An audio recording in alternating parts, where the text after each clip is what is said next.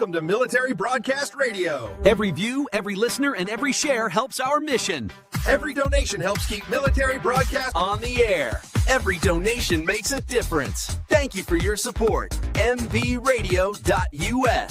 Good morning and welcome to the show. It's RED Friday. Remember everyone deployed.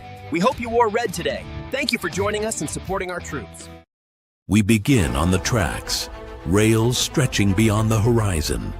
Each tie a memory, each rail a promise of where we might go. In the early years, our first logo appeared, a pioneer stepping onto the platform of possibility. Through seasons of growth, change, and challenge, we moved forward. The whistle of opportunity sounded, and we boarded the train of time. The view changed with every mile, some stations brief, others lasting. Our logos changed too, not just emblems, but mile markers of evolution. Along the way, seats filled with teammates, mentors, veterans, and friends. Some stayed for the ride, others stepped off, leaving their legacy on the rails behind us. And still, the journey continues. The tracks ahead stretch into the unknown, familiar yet full of new promise. What matters most is how we travel, with purpose, with grit, with heart. Because the journey matters, the movement matters, and the legacy of those logos, every year, every show, lives on in the rhythm of these rails. So here we are once again, all aboard. The whistle blows, the tracks call. Together we ride. We are the H-Train Show, showing veterans programs beyond the VA since 2015. H is in the building now. Let's go! Are you ready for the H-Train Show? It's coming live.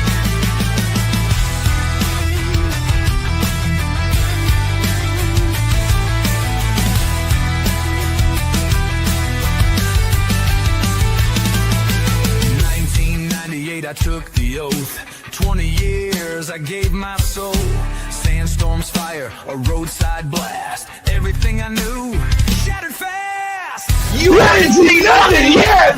Woo! Wheels drowning in turmoil, 15 meds, mine in a haze. Living felt like a permanent death. Still standing strong and proud. Crushed by war, but I won't stay down. Voice of the broken, thunder in my chest. With the freedom fighters rising from the wreck.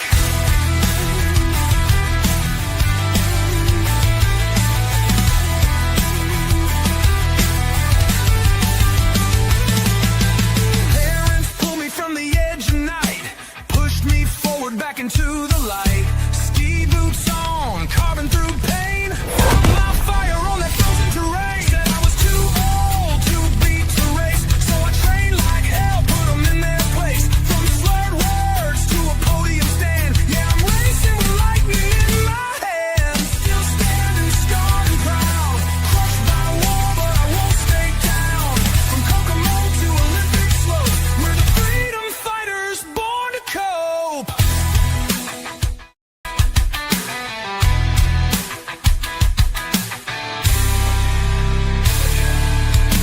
Now I take the mic, not a rifle. Broadcast truth, yeah, that's survival. Paralyzed, but still I lead. With every word we plant a seed.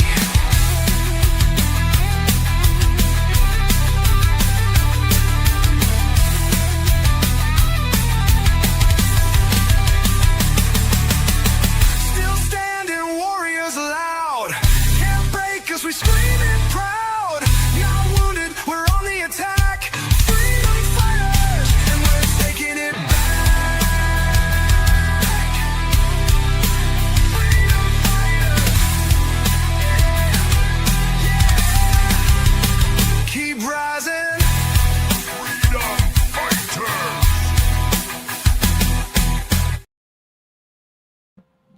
Hey, welcome everybody. It is July 31st, 2026. And ladies and gentlemen, it is Red Friday. We hope you are having a fantastic day. It's finally here.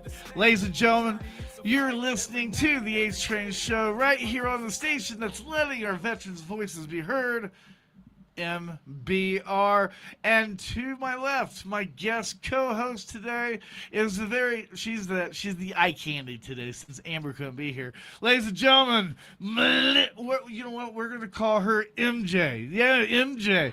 MJ, thank you so much for being on here. This is going to be fun. Thank you, Joel. I'm so excited to be here. Thank you for inviting me. Hell yeah! Hey, and you have an event that we're gonna have an inspiring veteran come in and talk about, and we're all about finding outlets for veterans. Maybe DJing isn't their cup of tea. Maybe talk radio isn't their cup of tea. Maybe gaming isn't. Maybe cartoon animation isn't. Maybe 3D printing isn't. But we're still giving those options. And, it's better to come into the studio or learn with MBR rather than, okay, I'm going to spend a bunch of money to find out if I like this or not. Because how many times have you done something where you spend a bunch of money, like golf, like me, you spend a bunch of money so and expensive. you suck at it. You suck at it. And if you suck at anything, then you're not going to appreciate it. You're not going to love it. You know what I mean? You got to really love something that you're into. Absolutely. But don't we all suck to begin with most of the time? We got to keep trying. Exactly. Yeah. I was reminiscing about when I first started podcasts in 2015. One of my first guests that I had, which he was just starting out. What is his name? I just talked to him yesterday because he said he was going to come on the show. Rob Lebedo. Okay. He's a painter. He was painting flags on VFWs and Oh, American Legions okay. and stuff. And he's huge now. He is huge. And I sent a message to him, and I also sent a message to. Gosh, I can't remember these names, but that's not the point. The point is that everybody comes a long way, and sometimes, especially when you feel like you're failing or you're discouraged, sometimes you gotta take a step back and realize where you came from and where you are now, and then things move better in perspective.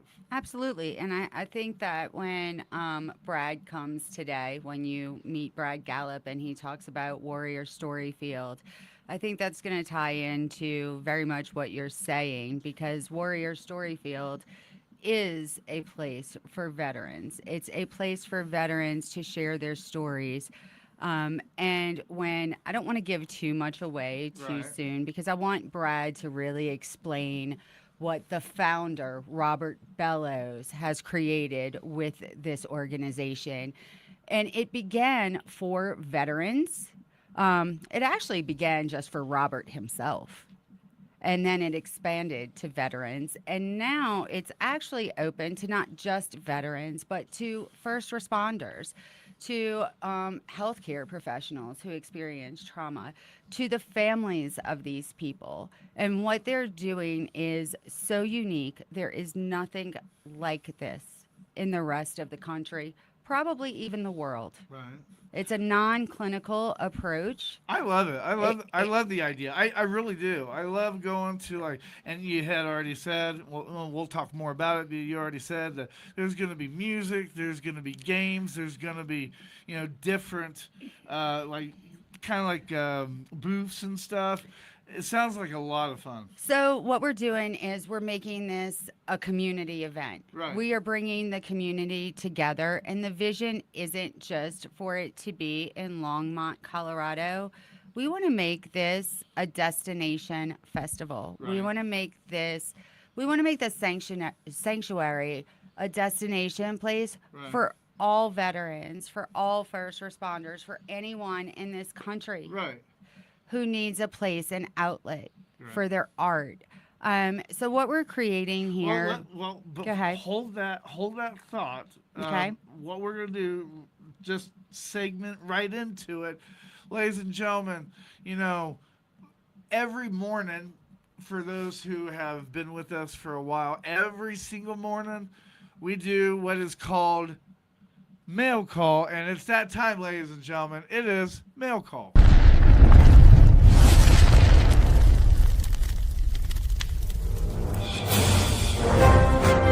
Attention mail calls.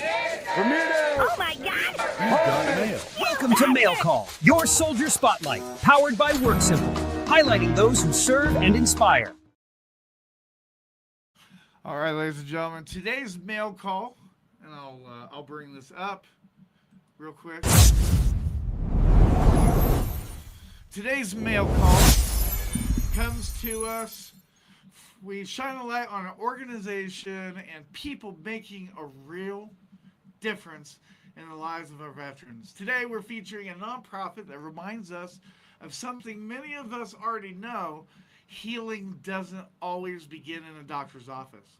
Sometimes healing begins with a single step, a single conversation, a single workout, a single person who simply says, "Come with me." That's exactly what Operation Warrior Fit is doing. Recently featured by military.com, Operation Warrior Fit is bringing veterans together through fitness. But this organization is much more than running, lifting weights, or crossing a finish line. Now, their mission is building a community, kind of like you, MJ. Right. And their mission where veterans know that they don't have to fight life's battles along one of the biggest challenges many veterans face after leaving the military. It's not a lack of strength, it's a lack of connection. When we leave active duty, we lose something that many civilians never truly experience. We lose our team.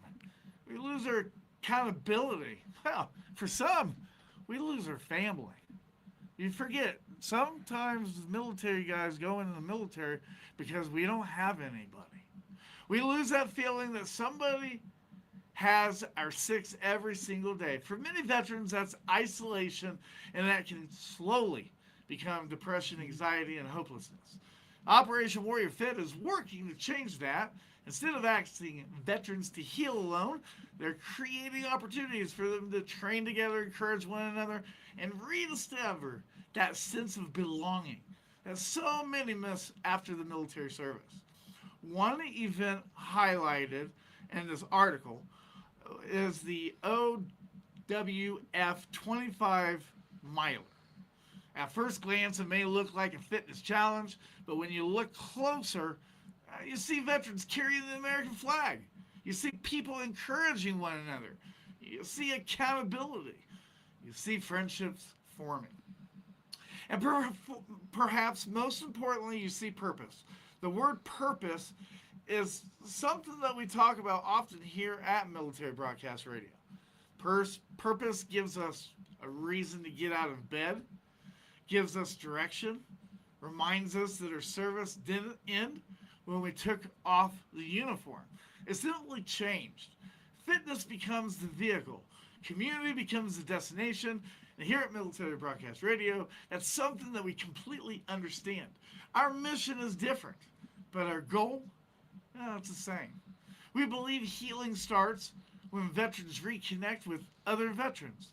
For us, that might happen through broadcasting, through podcasting, through telling stories, through gaming, or simply by giving someone a microphone and letting them know their voice matters. For Operation Warrior Fit, that healing happens 1 mile, 1 workout, 1 event.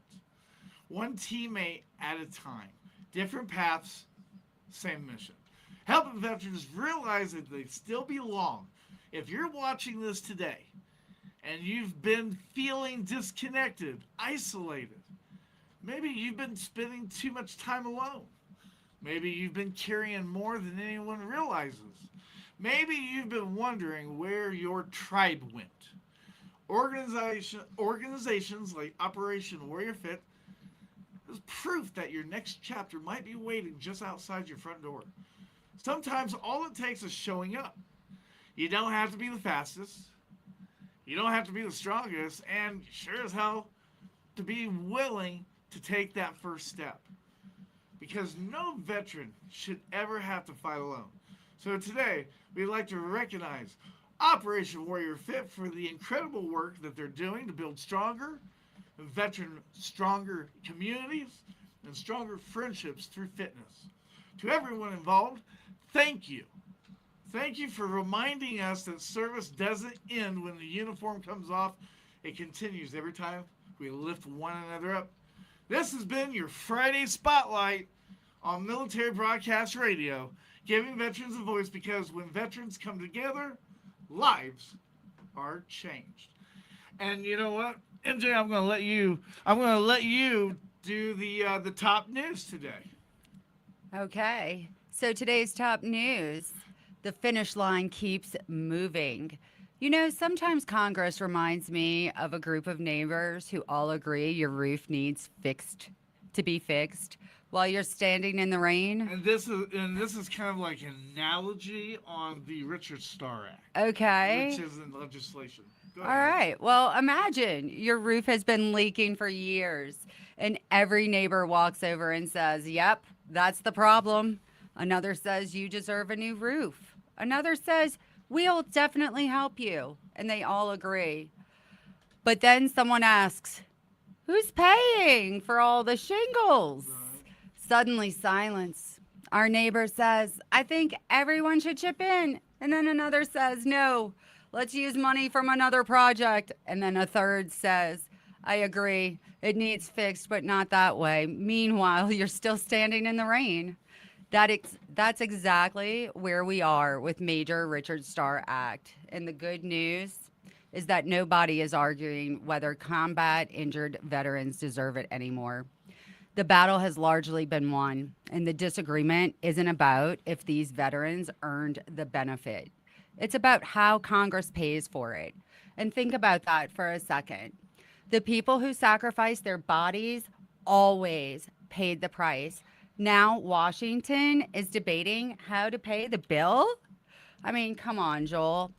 Here's another way to picture it. Imagine you bought a brand new truck and you made the payment, every single one, and you never missed one. And finally, the day comes to pick up the truck, and the dealership says, "Congratulations, it's yours." And then they hand you one tire. And you ask, "Where's the rest of my truck?" Right? And they respond, "Well, we're still figuring out how to pay for the engine." Technically, you got something, but you didn't receive what you were promised. And that's how many medically retired veterans feel today. And their military retirement was earned. Their VA disability was earned. Yet because of outdated laws, thousands still have to give up part of one benefit to receive another. And it's like earning two paychecks and someone tells you that you only get to cash one. Make that make sense. It doesn't. Now, here's where we have some encouraging news. The Major Richard Starr Act didn't disappear. In fact, it has now been folded into the broader Take Care of America's Veterans Act. Why does that matter? Because it keeps the issue alive. It keeps the conversation moving. It gives Congress another opportunity to finally get this done. And that's progress. That's real progress. But let's not confuse progress with victory, Right. Joel, right? We're somewhere around the 5-yard line. The crowd can see the end zone, you know? And the crowd, the players can see the end zone. Everyone knows where the ball needs to go, and we just haven't crossed that goal line yet. And veterans have learned something over the years. Until the president signs the bill, It's not finished. it's not finished, no. So today our message is simple.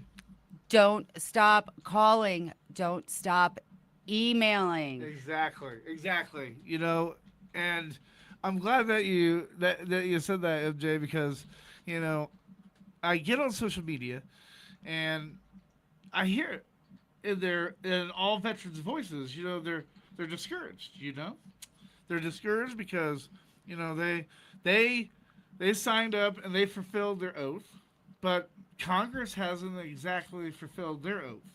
But when the government shutdowns happens, and keep in mind, government shutdowns didn't happen until after the 1970s. Okay, so before that, there was no government shutdown. But when government shutdown happened, who gets hurt? We do. Absolutely. Those congressmen, all those political representatives, they still get paid.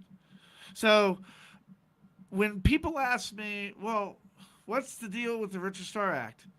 It's not dead. It's not passed. We're just in overtime. It's going to be okay. It's going to happen. It is going to happen, people. Okay? It's going to happen. But just like when we deployed to Iraq, just like when people deployed to Afghanistan, we have to adapt and we have to have faith. Not hope, but faith. There's one thing that I know in my military career. When those bullets start flying, nobody is an atheist. Nobody. I guarantee you that. They can be an atheist before the foxhole, but after, they ain't atheists no more. So keep that in mind. Have faith. Don't get discouraged. So that brings us to our first time that we're getting ready to go on our musical break. And before we go, I just want to say for everybody that joined in, thank you so much for joining in and listening. We are broadcasting and not only on Roku, on the MBR platforms, but DV Radio. And now, instead of it being Star Radio, it's Rebel Rock Radio. And we just want to just tell them thank you for bottom of our hearts for allowing us to be on their airwaves. So with that being said, we're going to go on a music break. And when we come back, we're going to hit the WTF moment. And that WTF moment, MJ, when's the last time you was on a cruise? 2018. 2018. Well, I wonder if things have changed because somebody got kicked off of a cruise for using a fork for something about their body. When you see it, you're gonna be nasty. So, I'm a little scared. Whatever you do, stay with us on this Red Friday. You're listening to the H Train Show, showing programs out there for veterans, past, present, and today. You're listening to MBR.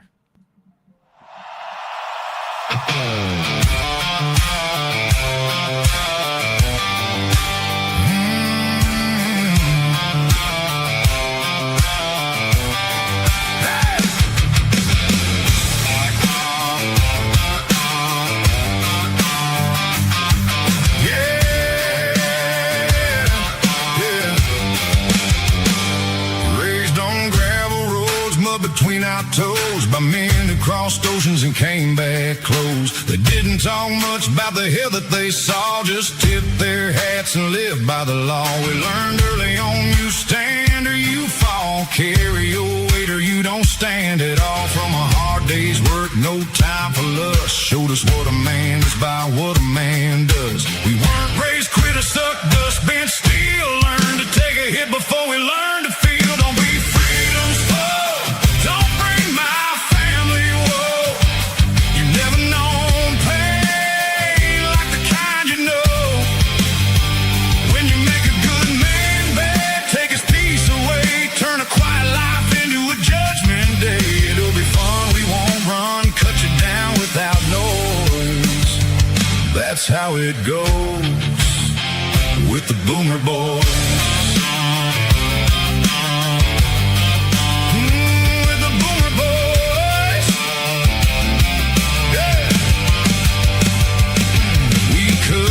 Switches, drank from roadside ditches, learn which way the river really flows. Yeah, smart enough to always peek downstream. Hard lessons not every generation knows.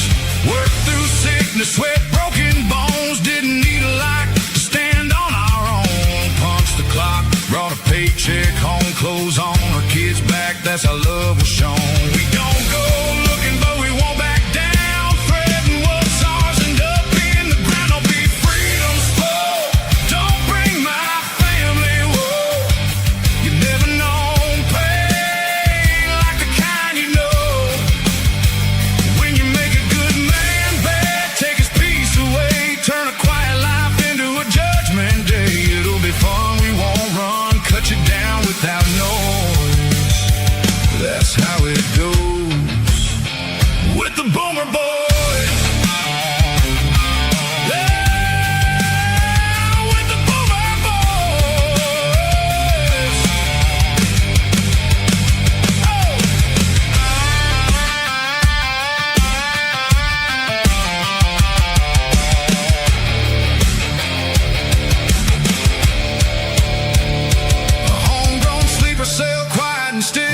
protecting our kids and paying our bills.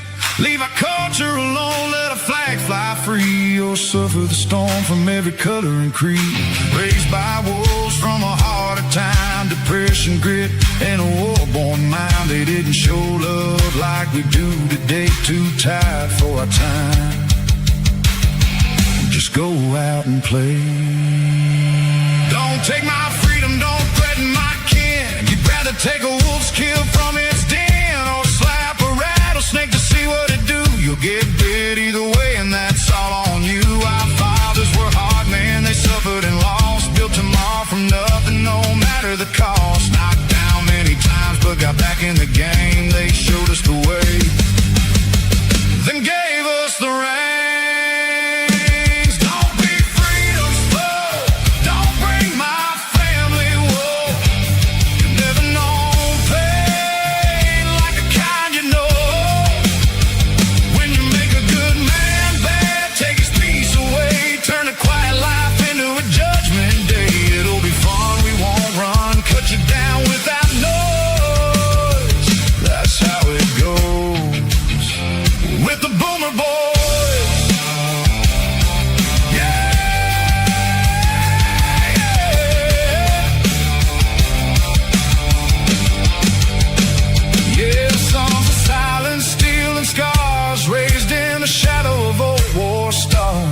And if that call comes, you won't hear noise, just a rising stone of the Boomer Boys.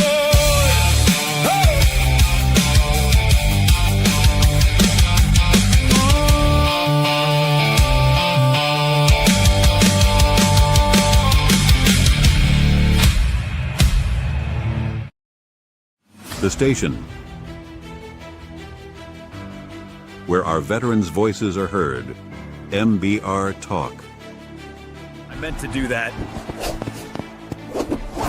MBR, it's in the game. It's on the web at mbradio.us.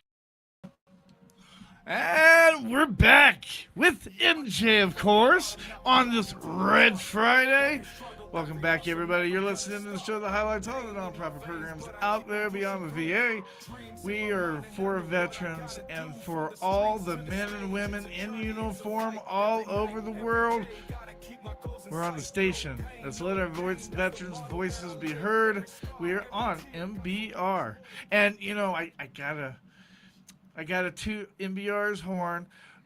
When you come in as a guest, or you come in as a guest co-host, something is given to you, and I'm going to let MJ introduce herself, show her award, tell a little bit about herself before we right into the WTF moment. So go ahead, MJ.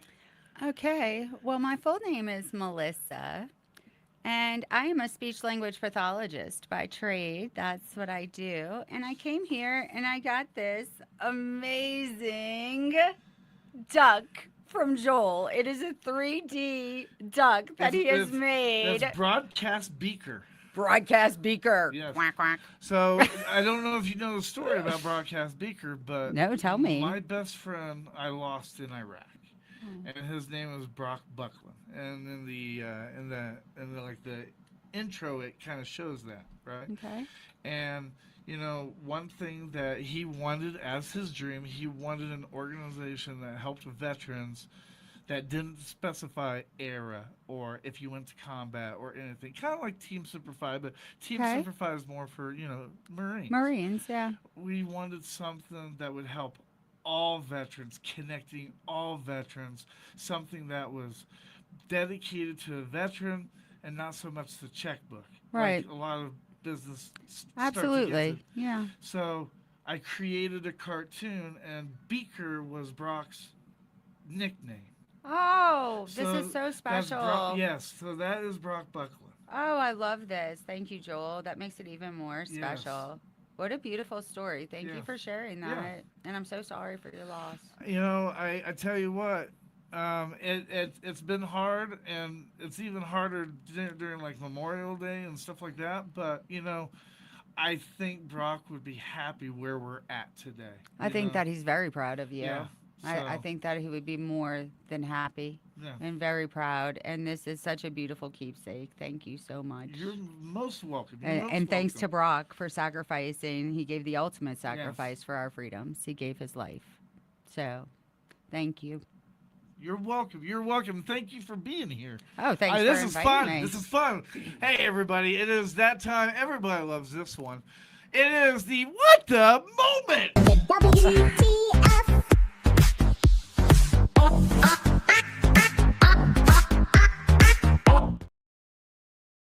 We can't say the F part. Well, Right. we probably could, but We don't want to. Well, I try to explain to people that when you're doing radio, even though you see people like cuss Asked to F word disembark- and all that- exactly. When you see F word, think about it. You're like at Denny's, okay? And it's all right if you're talking to somebody, F this and F that, because in the military, every other word is the F word. Well, it's a word But exemplifier. when you're in like Denny's and there's like a person that's not in the conversation, the F word, it bothers them. It does. Yes, It does. some It people bothers it them does. because they're not in the conversation. If they were in the conversation, it'd be different. But since they're not in the conversation, it bothers them. So, with that being said, that's the reason why we really don't use the F word here. Everybody that's watching TikTok, Rhonda Mendoza, thank you so much for coming in. We really appreciate it. Thank you so much, Cassie, for coming in. We really appreciate it. We're on fire today. And today's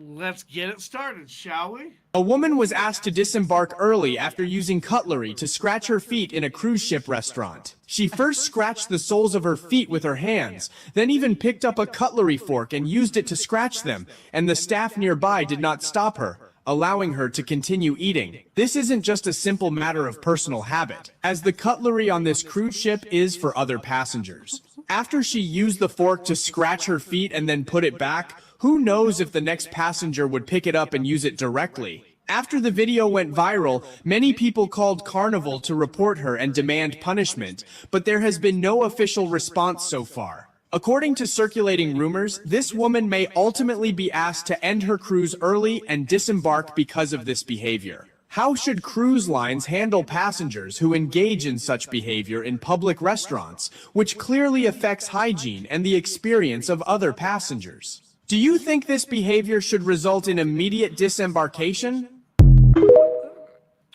Joel. All right. Well, so what do you think about that, MJ? That's interesting. Isn't I've it? never heard of such a thing before. And I've seen some things Yeah. working in hospitals. Yeah. So a fork to scratch her feet. They have back scratchers on like Amazon for like $2. And now when I go to a cruise, I think I'm gonna do the monk thing. Remember that show, The Monk, where he had his own like silverware? I and do. the folder, Yes. We might Yes. have to go to that, everybody. I think this is a rare. I think this is rare. I mean, Actually, I'll be honest with you. I don't think this is rare. In fact, what? let's talk about this. Okay, shall we? let's talk about it because So- I've never seen So anyone. when you're in a hotel, they give you plenty of towels, right? Mm-hmm. Okay. Well, tell me that you've never washed your car and used those hotels to like dry it off. If people knew what people did with those towels, there's a good chance people would bring their own towels. They're sanitized though. They Well, have. are They sanitized, have. but They that's the have. thing. It's just like dollar bills. Yeah, it's dollar bills, but hey, if those dollar bills are wrinkled, you know where those have been Friday and Saturday night. Those dollar bills are disgusting, more so than a towel. Okay. That's why most restaurants. And I'm from New Orleans, so I know about dollar bills. Most You restaurants know have what a I'm policy. talking about, though. Sometimes I think that we as humans do things, and when we see other people do the same thing that we've done before, we don't realize that we've done it.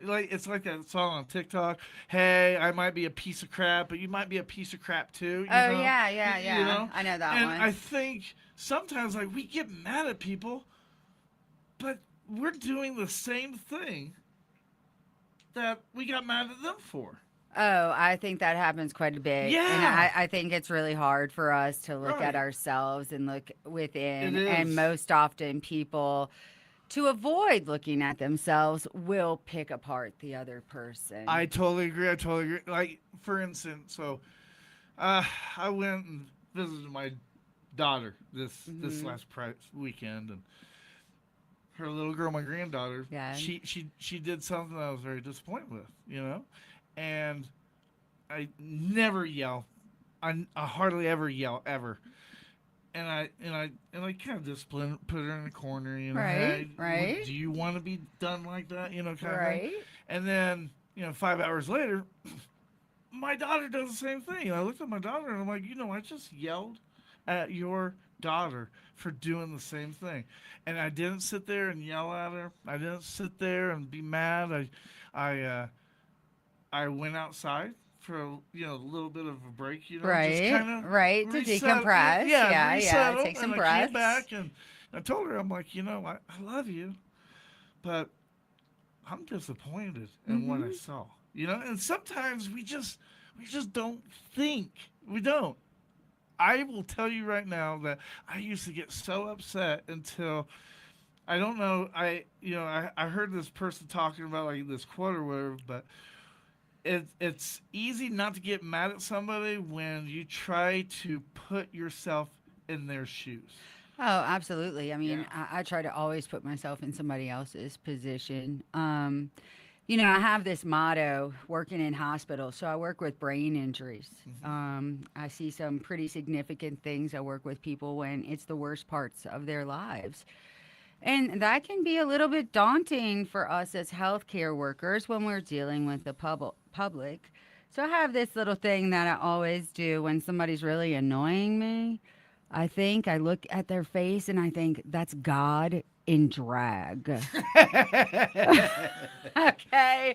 So then I keep looking at them. It's God in drag. It's God in drag. And that keeps me in check. So that because everybody's made with a little piece of God, in my opinion, I believe in God. I do too. I do believe too. in God. And I tell you, man, I've seen too many things, Joel. I believe I am a Christian, but I tell you, I don't sit there and I don't sit there and judge people. What my grandfather always used to tell me is, if you want to be a true Christian, show it in your life and watch the reflection be the sermon. Don't sermon people, be the reflection. Show people what He's done for you, do for others, and I will bless you. So that's exactly my motto, and I feel very strong about that. Very strong about Same, so do I. Yeah. That's the way that I live as well. We have to. This Yeah. world is so hard. that. It really is. It's not easy. And people, I feel like especially in America, we're built to be so tough. For me, where I come from, there's a lot of influence from the GI generation, the silent generation, the GI generation, which, in my opinion, are two of the greatest generations, besides Gen X, mine, and yours. But they were raised with values and this ideal that is pretty impossible for most people to achieve, and that still trickles into our society today. And we're expected to be so strong. It's kind of like how you touched on One Warrior Fit, Right. and what we're doing at Warrior Storyfield. We need each other. Yeah. Life is We too do. hard. It's okay to talk about your problems. It's okay to feel different. It's okay. It's okay. Yeah. We need each other. We do. We do. And people that say, "Oh, I don't care what they think." Yeah, you do, because if you didn't care what they thought, you wouldn't have said, "I don't care what they thought." We just have to be honest with ourselves. Well, it depends, though. I like to go by Dolly Parton's. Dolly Parton, what she says about that. It's okay if you don't like me, as long as you get to know me, and then you don't like me.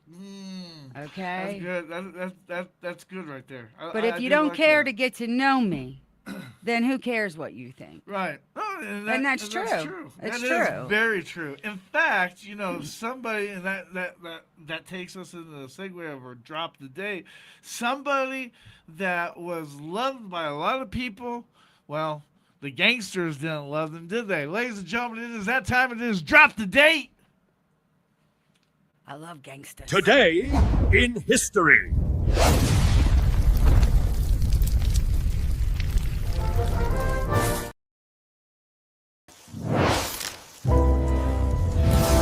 All right, now, everybody. Today's drop the date is for. Oh, what happened to the screen? Oh. Hold on. I think I did that. Okay. I don't know, but this is exciting. Drop the date. July 31st, 1975. Today is the disappearance of Jimmy Hoffa. Ooh. Yep, welcome back to another Drop the Date where we take a look at an event that happened on this date in history and why people are still talking about it today. On July 31st, 1975, one of the most America's greatest unsolved mysteries began, which I think they solved this not too long ago. Did they? I think they did. Okay. We're going to have to talk about that. Former Teamster Union President Jimmy Hoffa, he vanished after leaving for what was supposed to be a routine meeting at a restaurant in Bloomfield Township, Michigan. Hoffa told his family he was meeting two men to discuss business, but when they never showed up, he was left waiting in the parking lot. Later that afternoon, he simply just disappeared.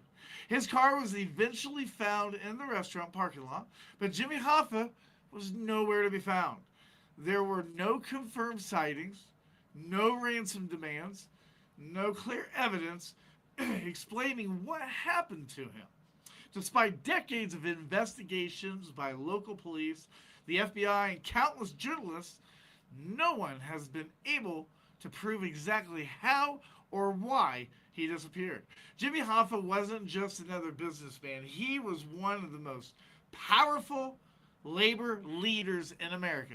Serving as president of the International Brotherhood of Teamsters, during his leadership, he fought for better wages, stronger benefits, and improved working conditions for millions of workers across the country. He would probably be turning in his grave today. Oh, I bet. At the same time, his career was surrounded by controversy because of alleged ties to organized crime, making him one of the most recognizable and controversial figures of this generation. Over the years, Hoffa's disappearance has inspired hundreds of theories. People have claimed he was buried beneath a football stadium, hidden under highways, placed inside abandoned buildings, or secretly moved to remote farmlands. They forget, swimming with the fishes. Oh, yeah. They're always with the Investigators fishes. have dug up properties, searching fields, and followed countless leads, but none have produced a conclusive evidence. Every few years, a news tip surfaces, making headlines all over again, only to leave investigators with more questions than answers. What makes this story so fascinating is that even after more than 50 years, it continues to capture the public's imagination. It's been featured in documentaries, books, movies, television specials, and podcasts. Ha! Go figure. The name Jimmy Hoffa has became almost I can't pronounce that word. Synonymous. There we go. With an unsolved mystery, proving that sometimes history leaves behind more questions than answers. Whether you believe the mystery will ever be solved or not, one thing is certain. July 31st, 1975 became the day of America's most famous disappearances, entering the history books. And that's exactly why we're remembering it today. Not because we know how the story ended, but because we still don't. And that is your drop the date for today. That's pretty cool. I tell you, I remember asking my mother and my father all the time, who is he? They kept talking, oh, he's a Teamster, like I knew exactly what that was. There's certain things, like when I was little, I found this out this weekend when I had my granddaughter. Mm-hmm. I went to turn on cartoons, right? Who doesn't remember Gumby? Right? I love right? Gumby. Oh, I watched right? Gumby. Right? Yes, Saturday Night Live. So- Eddie Murphy. Right? So I turned Gumby on, and you know, it's a free channel on Tubi or Pluto TV, you know, and I'm watching it, and I looked at my wife, and I'm like, I don't understand why I like this as a kid. This picture is terrible. You know? Can you imagine? It's like Oh, you know, we didn't know anything we else. didn't- That's what we exactly, had. Exactly. You know, And it's okay. We grew up in a great time. We did. Okay? We did. We were did. less technologically advanced, but we had. Bring me back to Atari and a tube TV. Okay, Joel? Yeah. Life exactly. was good. Hey, life was so good. In fact, you know, I remember, and I tell this story. I don't know if I told this story on air before, but I told this story to my wife one time that when I was younger, I couldn't get a job, you know, and my dad told me, well, I went to these places and I told them I give them 50% of business, and I'm like, I understand that, Dad, but you know, it's just not happening. So my first job was like detasseling. You don't need a resume for that. You know, just detasseling. But then my second job, I worked at Hardee's. Okay. Okay. And the reason why I worked at Hardee's is because my dad was like, well, bring me the application and we're going to go through it.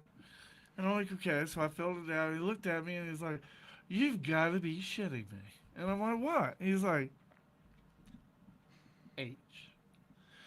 Why do you have it that you can work from 3 to 4, but you can't work from 5 to 6? You can work from 7 to 8, blah, blah, blah. You know, like little increments, right? And I'm like, well, because Full House comes on at 3 o'clock. Yes, that's exactly right. That's big business, man. Serious. You know, that's the reason why that's the reason why I quit wrestling, because I was tired of missing my Saturday morning cartoons. Okay. You know? I mean, I crushed on John Stamos, but I didn't crush that hard that I would miss Candace something Marcus. for Full Oh House. my God! What? First it was Candace, and it came Drew Barrymore. Sorry, my wife already knows. It's okay. You know? Marky Mark is mine. Okay, Mark Wahlberg is my all-time from the Funky Bunch. Okay, feel it, feel the vibration. Feel the vibration. Come on. And now I pray with him on Hallow. Okay, now we say the rosary together. But you know, it's crazy because like everything that I did young, I'm seeing my daughter do it. So I don't get too mad. You know, just don't scratch your feet with the forks, and everything will be right, okay. exactly. You know? All right, Exactly. teach her proper utensil maintenance and usage, and everything will be fine. Right? Yeah. Yeah, and you know, one thing that I learned, you know, it doesn't matter how old you are, even kids like 21 or whatever, like they're still going to push that boundary. If you I push boundaries at almost 52. What are you talking about? Yeah. So you know, and but I told my daughter, I'm like, look, you know, one thing that I want to teach you in life that you're gonna learn the hard way. Nobody cares what you do or what you say. They care about how you react. Your character is what will move you in this world. Correct. Not what you do, Correct. not what you say. How you make people feel. Exactly. That's what they exactly. remember. And you know, I remember when I went to church camp, I had this business card that I was so attracted to this counselor, but that's a different story. But she gave me and you're talking about church camp too, Joel. Okay, it's not band camp, it's church camp. Calm down. She gave me this business card that says, you know, if you meet me and you forget me, you've lost nothing. But if you meet Christ and you forget Him, you've lost everything. And it's exactly the same thing. Exactly the same thing. But absolutely. But you know, with that being said, HG, did you know who Jimmy Hoffa was before today?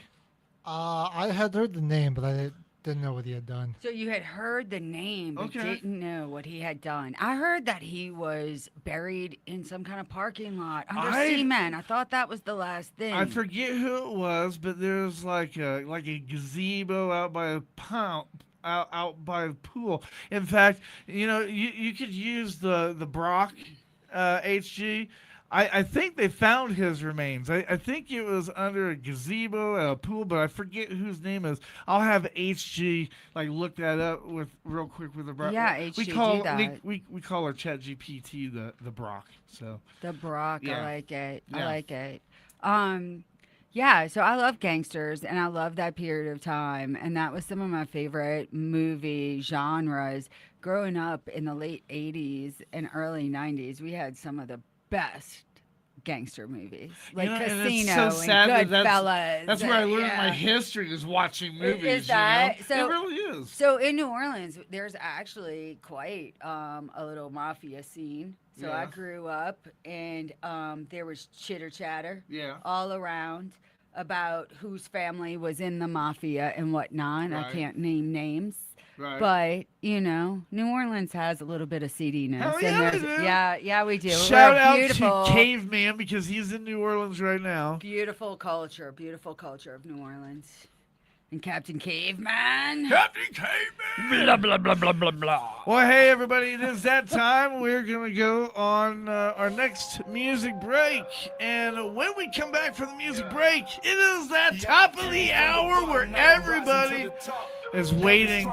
We're going to be having Brad Gillip. That's how you pronounce Brad it. Gallup. Yeah, Brad Gallup's Gallup, coming. yeah. He's going to talk about Warrior Yeah, there you Storyfield go. and our festival that we're going to have in October. There It's you first go. annual. Yay. Awesome. All right. Little update. So it does seem like Jimmy Hoffa's remains were never found. Oh, they were Okay. never found. I Never didn't. found. Okay. Okay, all right. And HG, what year were you born, if you don't mind? 1999. 1999. The legend is fading. Okay. All right. When I dance, I get sometimes followers on TikTok. Hey, we're gonna go on our music break, and when we come back off that music break, we're gonna have Brad Geller Did coming that New on Orleans talking bounce? about this. So whatever you do, stay with us. Don't go away. You're listening to the show that highlights all the prepper programs out there beyond the VA. You're listening to the H Show on the station that's letting our veterans be heard MVR. Stay with us. Next. If I die tomorrow, you will remember me. And did I do the right things in life? If I die tomorrow, you will remember me. And did I do the right things for my family? Always under pressure, now I stare it at the sun. I'll ride these wings to heaven, what I did is what I've done.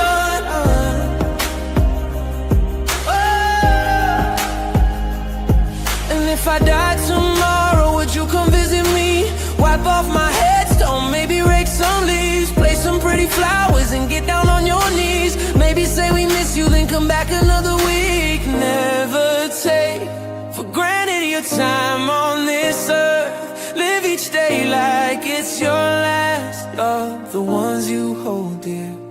Oh, well, if I die tomorrow, you would remember me. And did I do the right things in life? If I die tomorrow, you would remember me. And did I do the right things for my family?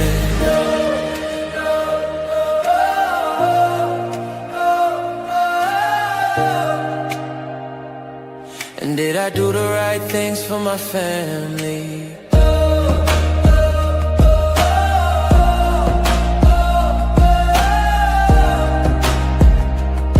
And did I do the right things for my family?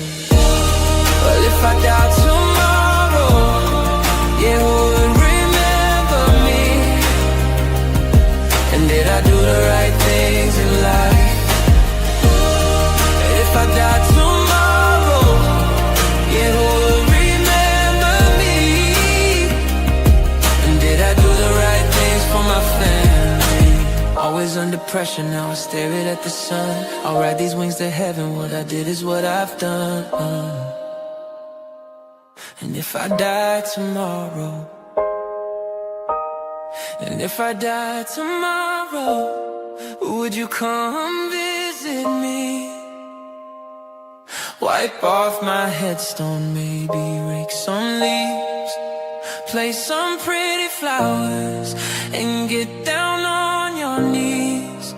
Maybe say we miss you, then come back another week. Never take for granted your time on this earth. Live each day like it's your last. Love the ones you hold dear.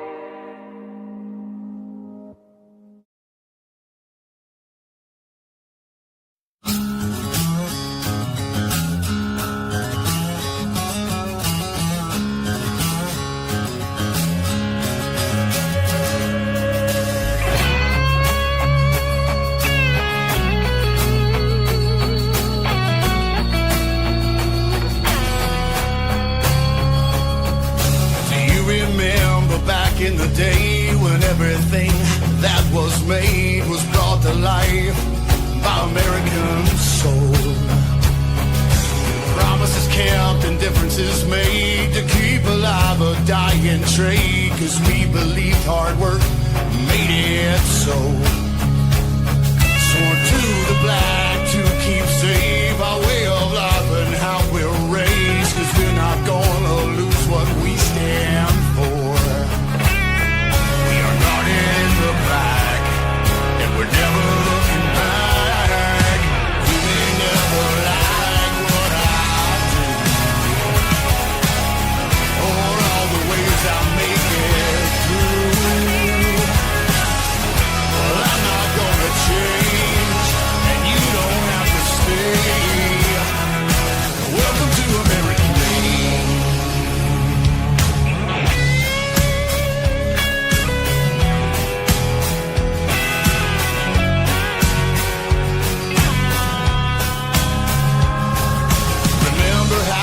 West was won, battles were fought, and wrongs were done, but we stand on the right side of our hearts. And though things look bleak, we'll never run. We've all stood fast to face the gun. Our lives are pledged to prevent tyranny starts. We are guarded in the back, and we're never looking back. You may never like what we do.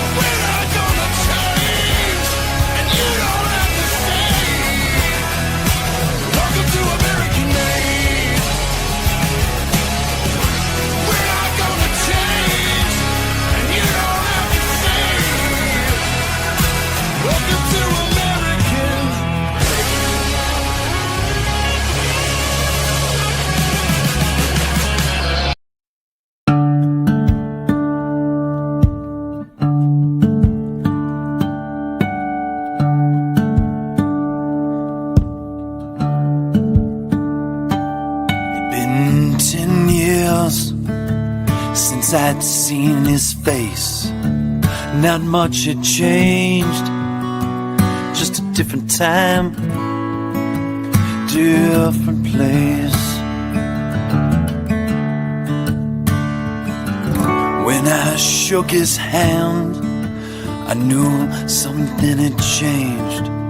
This was a different man from the one I knew back then. That's when he said, "Where do they go?" Yes, I stand in line and watch the flag wave and brag.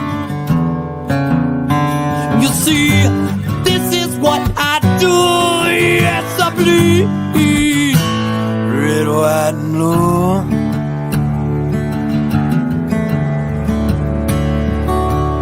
He told me the tales of his journeys far away. 3 times gone and land most only see on the front page. With honor and glory, he stood so tall and fought for you and I, so we could be free from it all. That's when he said, "Where do they go?" Yes, I stand in line and watch the flag wave and pride. You see, this is what I do. Yes, I bleed red, white, and blue.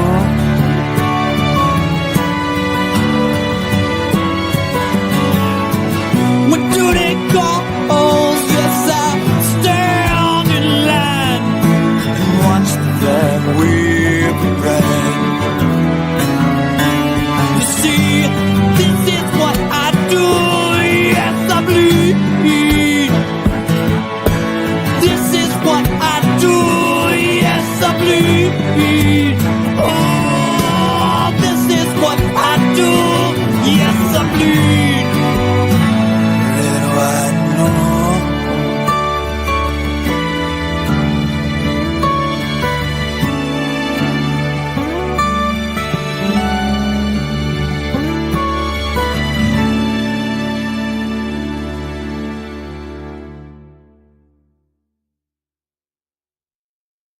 Penalty on YOU. Delay of game. 5 seconds before the show. But hey, thanks for watching. The station where our veterans' voices are heard. MBR Talk. Find us on the web at mbradio.net.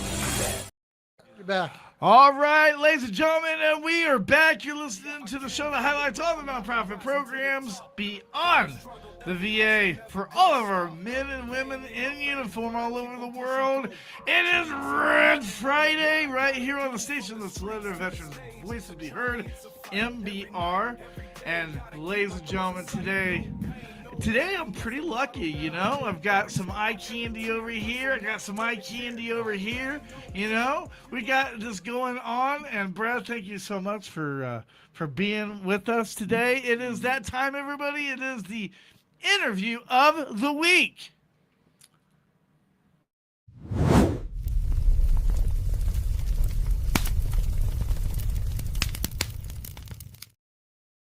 All right, ladies and gentlemen. So Brad comes to us, and the reason why I say Brad and I don't say your whole name is because okay. I've butchered your last name worse than Swedish Chef like the last 4 times. So, but Brad, you know, you're a veteran yourself. Yes. And I think what you're doing is an amazing event. MJ over here has been telling me all about it. And, like, I'm excited for it, but I want the viewers and listeners to find out about it as well. And what inspired you to even do this? I mean, you know, we're retired. We can sit on the couch with our boxer shorts and watch Netflix, you know, if we don't steal people's passwords. Tell me, what inspired you to do this? I mean, I think the thing that really kind of started it when I came back from Desert Shield, Desert Storm in '91. And, I didn't think I was suffering and it was suck, but about 5 months after I came back from my deployment, I found myself one Sunday afternoon with my wife and my daughter, 3-year-old daughter, gone with my 12-gauge shotgun and with the stock on the floor and the barrel right up against my chin and my hand reached down the trigger. And I hadn't realized that how much of this pain had been kind of channeling me down, slowly but surely. Yeah, the receipts. Yeah. Receipts. They just they keep building up. They keep building up, yeah. And so basically, luckily I came out of it and I did what I told my folks not to do. I went downtown on my own dime, on my own time, didn't tell them because I didn't want to lose my top secret clearance.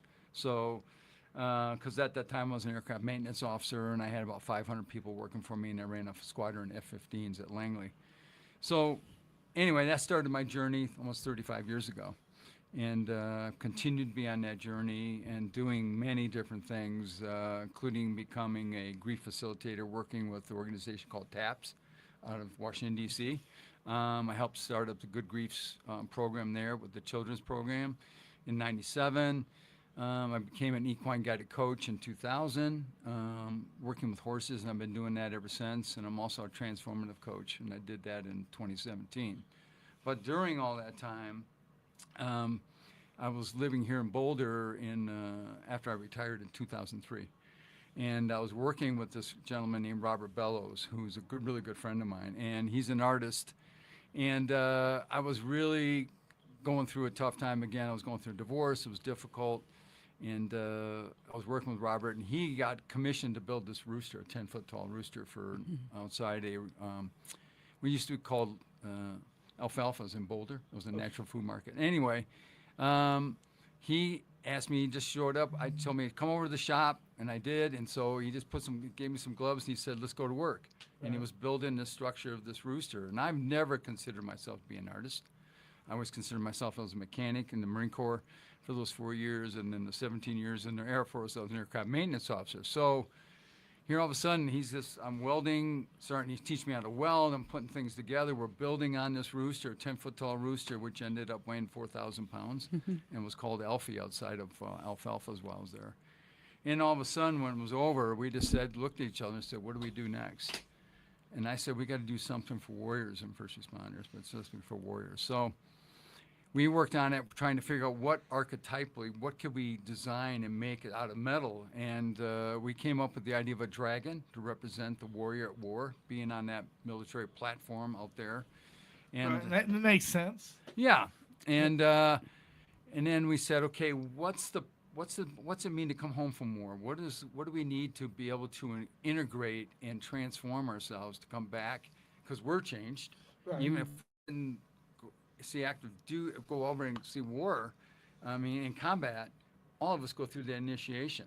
So we're changed. And so we said, what does that look like? And so we played around with it, come up with all kinds of images, and then we came up with the idea of a phoenix to represent that transformation out of the flames of the dragon, still holding the good parts of the dragon inside, but how do we come back to be of service and to find our purpose now? Right. Right. You know, and a lot of military guys, you know, one thing that you can tell about military guys, because we never lose that talent, is we eat fast. We eat fast. And that doesn't go away. I know exactly what you mean. And I just recently, I probably 5 years ago, learned about the Phoenix and what it's about. Mm-hmm. So this event that you're coordinating, the reason why I like it so much is because here at Military Broadcast Radio, you know, it's not so much the shows. Like we have DJing, we have talk radio, gaming, animation, that we teach you how to use animation with AI and 3D printing, okay? Yeah. It's not about those programs. It's about finding that outlet that works for that veteran, you know? One thing that I do love in the last 10 years, horses has become an outlet. Oh, interesting. Bees have become an outlet. Oh, I love bees. You know, there's so many nonprofits out there that have introduced outlets for veterans. And I was telling MJ earlier, like, for example, golf, okay? Now, if I'm a regular Joe, like I am, I never did golf until after I got out of the military because, you know, I'm from Indiana and, you know, you don't exactly golf and ski, you know. I used to think skiing was a bunch of rich people going up and down a hill bragging about how much money they had. I didn't know that it would change my life. Yeah. And other veterans are finding that out too. And once you find that outlet, you find that purpose. And this event that you have, I look at it kind of like the MBR thing. You're going to have a bunch of outlets, a bunch of booths, a bunch of creative art things that are going to be introduced to the military and the communities. And I just think that's amazing. It's a really good idea, Brad. Oh, well, thank you. I appreciate that. I mean, you know, we started that idea with the building the models of the Dragon and the Phoenix back in 2012. And that took about a year and a half. We made the Dragon out of clay. We didn't have no idea what we're doing. And then we built the Phoenix, which is 4 foot tall, the model out of metal.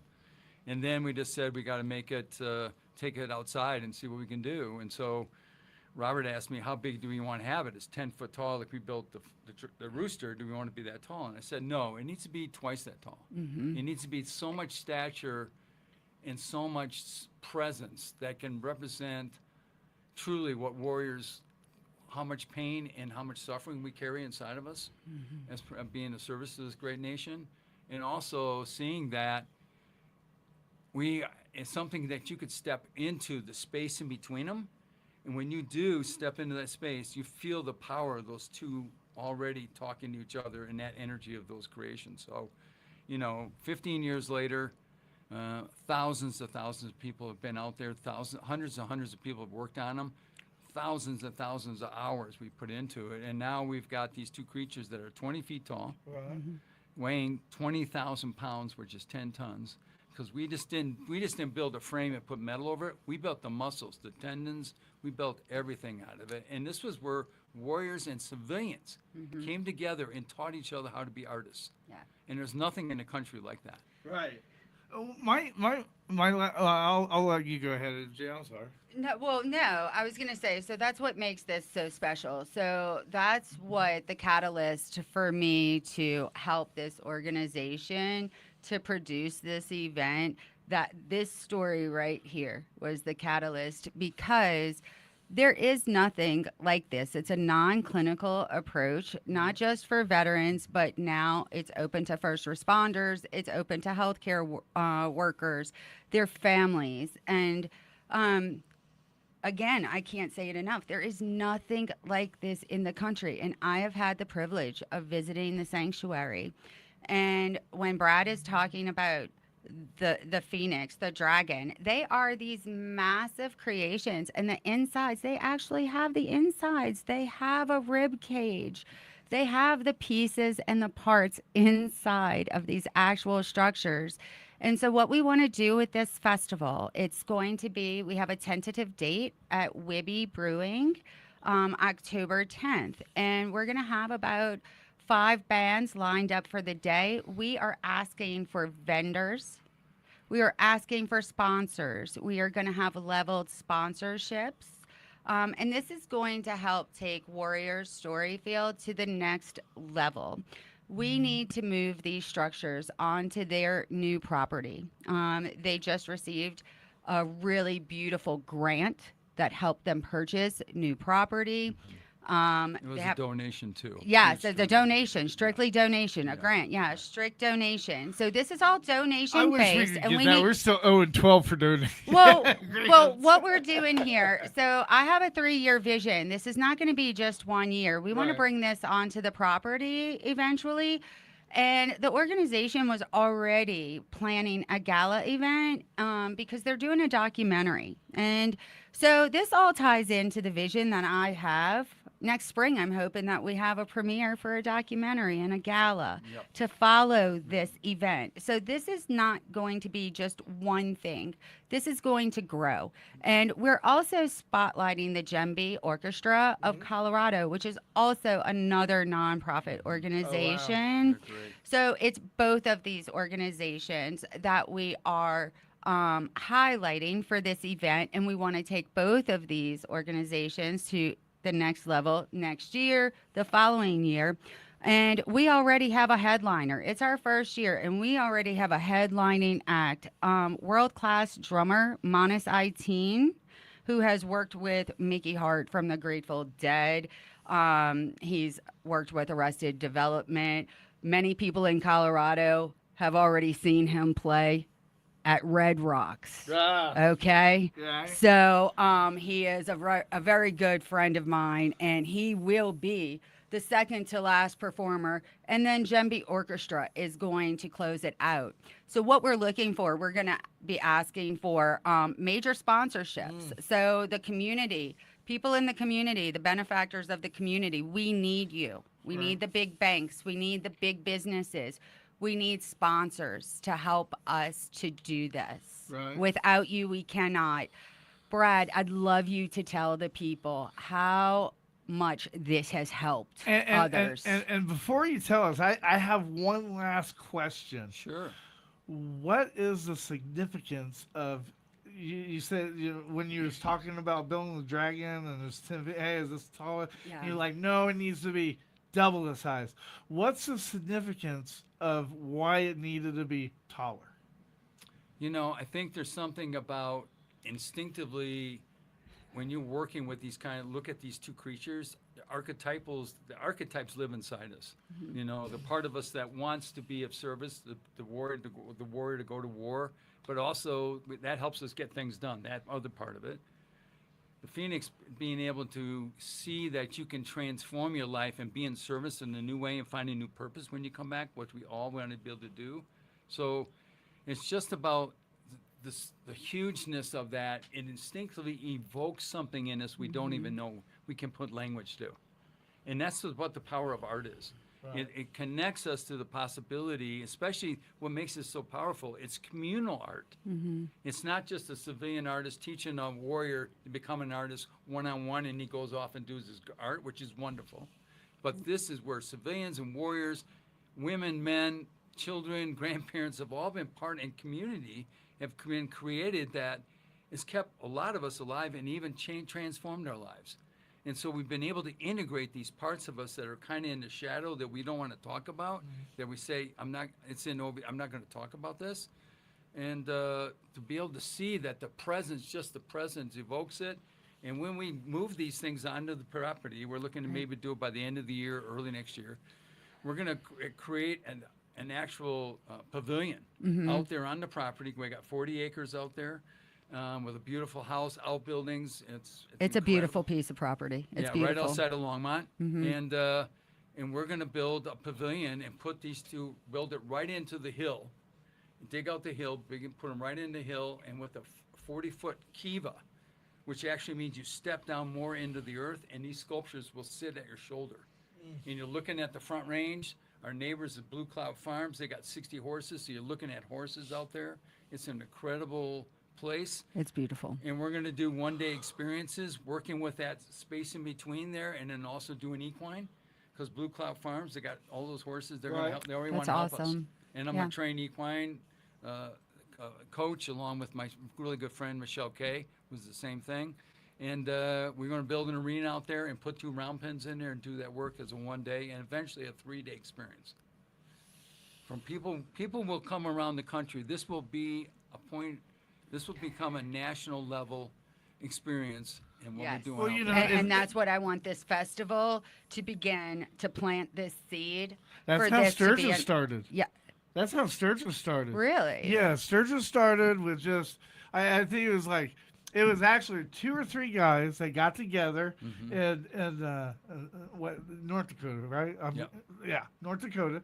It was 3 people, and they would drag race. and when they started drag racing, they brought in motorcycles, and that is what Sturgis is today. It literally it started with 3 guys just getting together once they came back from the service. Well, this kind of started with that special drummer that I was talking about, Manas 18, telling the djembe orchestra that they were so excellent that they needed to be on television. And so then I started asking questions. And then I heard about Warrior Storyfield. And so here we are today. And that's how this came about. It was just a simple conversation at Wibby Brewing, in fact, because I was helping support that event. And we are so fortunate because Robin and Ryan Wibby of Wibby Brewing in Longmont, they're working with us, and they're going to help us to use their property the entire day to get this off the ground and running, because we want this to be on the Warrior Storyfield property next year. Right. So I encourage everyone right now, type it in. Go to warriorstoryfield.org. Check it out. Look through the website. You're going to see a little button that says donate. I highly encourage you to donate today. Start donating to help us get this festival up and running.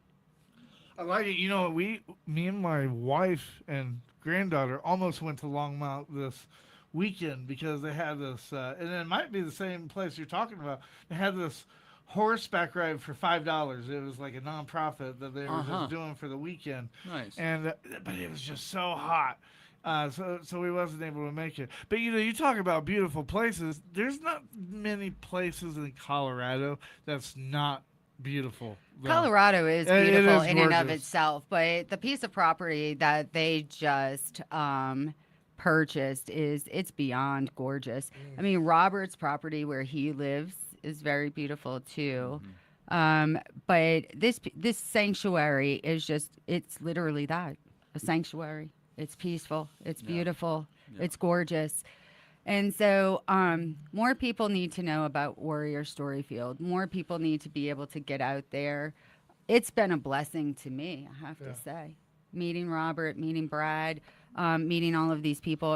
It's been quite a blessing because, you know, as civilians, we also have our own battlefields. Yes. You And, you know. know, and I so this last weekend, we've been, for the last couple of months, we've been trying to fundraise to keep NBR on the air, and we're doing better now.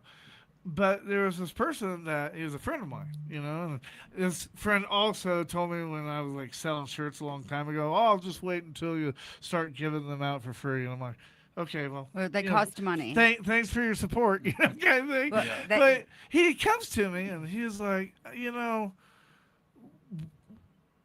why is podcasting so important? Yeah, I'm like, it's podcasting. It's nothing. And I looked at him. I'm like, you know, every single day I go on social media. And I always see people doing those, hey, you know, copy and paste. You know, if you care about veterans, you know, there's a veteran that's, you know, hurting inside, and, you know, all this different stuff. And yet, you know, here's a nonprofit that we're not offering a service. We're offering a connection. Exactly. You know? That's we're what offering Warrior Storyfield exactly. does. We're It offering offers a a connection. We're offering a way that veterans can connect, and you know, MBR is kind of like a virtual MWR because we don't have that. You know, being out. You know, we have all these outlets, but you know, a lot of people, they ask me, why is this so important? And it's almost like, okay, would you share it on Facebook? Are you sharing it because you want to share it, or are you sharing it because you honestly want to prevent it? This is a preventive moment. This is a preventive event. Yes. You know? Yes. This is an event that can introduce other veterans and other first responders to things that, you know, they might not know. I mean, if you told me that I was going to run or be any kind of like radio in high school, I would have told you that you was on crack, you know, because I never had that dream. If you would have told me I'd be in Colorado 5 years ago, okay, living in Colorado, and I'd be here. I would have Right. said, "You're absolutely nuts," because I packed 6 boxes and 2 plants, and I got the hell out of Dodge, buddy. Okay. Gotta do what we gotta And do. we do what we have to do, and so we end up in places, and that's why I believe that souls travel in circles from one life to another. I have different spiritual beliefs. I believe Jesus is my homeboy. You can believe in anything that you want, but. Right. You know, I always have used my personal difficulties to help other people. And this is actually, I'm desperately trying to segue out of Yeah. healthcare and education And to do it's other things, but and- still yeah, help and people. it's understandable because And- the stories, they help veterans, they help people kind of learn the pathway through their own struggles. This is non-clinical. Yeah. It's Yeah, this is absolutely non-clinical. Yeah. And Brad is actually, I hope he doesn't mind me saying this because I've heard this about him. Brad is actually the first success story besides Robert. Robert and Brad are the 2 co-founders, and they are the 2 success stories of the beginning origins, because they might not be here if it wasn't for Warrior Yeah. Storyfield. They might not be here. Yeah, I know that to be true. And, you know, and like I talked about my journey, then, you know, when we got that started, I ended up getting offered a job with an organization called Save a Warrior. I don't know if you've heard of Save a Warrior. They're out of Ohio. They started out in Malibu, and I got hired to do equine for them back in 2018. I wanted to, it was an incredible experience to watch what they do, because they had a 5-day experience that was, it is and still is the premier suicide prevention program in the country, in my mind. And so I got offered to work with them, and then they ended up moving to Ohio, and they got an incredible piece of property, and then they ended up building a $3.5 million National Center for Excellence for Complex amazing. PTS. And I ended up taking about 2,000 men and women through that experience over the last 8 years, in which we, because of COVID, we had to shrink it down. We had to leave the horse work and the high ropes, which was part of it. But the thing that we really discovered in that, and I just wanted to share it with you, that we want to also at some point with the art at the Storyfield in maybe 27 or 28, is to know that for me, I thought the things that I was suffering was what happened with me in the military, and which was true, part of it. But the other part that I hadn't known about was that I had some real childhood trauma Yeah. that I really had not ever spoken to anybody about. And they had discovered at Save a Warrior that the childhood trauma is underneath the moral injury, what happens to us in the military or in our Right. adult lives. It's the basis, the foundation It's of the- everything it for is. us is our childhood trauma. And then we started giving them something called ACEs, Adverse Childhood Experience Survey, which came out in '94 from the CDC and Kaiser Permanente. And we discovered very quickly that if we had 18 people going through the experience, the average ACEs score was a 7 out of 10 markers. If you're at 5, you're at 50% more apt to take your life with suicide than you are at 4. And it continues to go up exponentially from there. And the average ACEs was a 7 for men. The women was an 8. And the average ACEs score for a felon in the United States penitentiary is a 7 out of 10. Yeah. So for me, I know that I wanted to get out of my household so bad that I signed up a year early to join the Marine Corps when I was 17. Right. And Vietnam was still going on back in that day. And I wasn't worried about Vietnam.